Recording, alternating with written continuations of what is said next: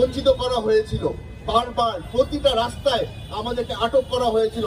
আমরা লয়ার দিতে পারবো না, আমরা সাক্ষী দিতে পারবো না, কিছুই দিতে পারবো না, কারণ তখন মব রুল কায়েম করা হয়েছিল। এইখানে দাঁড়িয়ে যেই সিদ্ধান্ত নেওয়া হবে সেটাই হয়ে যাবে রাষ্ট্রের সিদ্ধান্ত। আমি আপনাদেরকে বলে দিতে চাই, এই মবের মাধ্যমে আপনারা হয়তো একদিন জয় হইতে পারবেন, কিন্তু ইতিহাসের পাতায় লেখা থাকবে যে এখানে জাস্টিস করা হয়নি, এখানে মব রুল ছিল।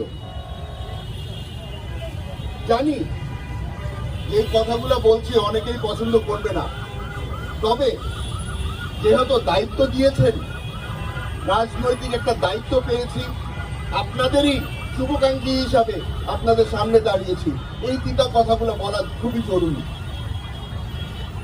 আমার বাবাকে যখন হত্যা করা হয় তখন একটা জিনিস আমি বুঝতে পেরেছিলাম, আপনারাও বুঝতে পেরেছেন, রাজনীতির মধ্যে ফুল স্টপ বলে কিছু নাই।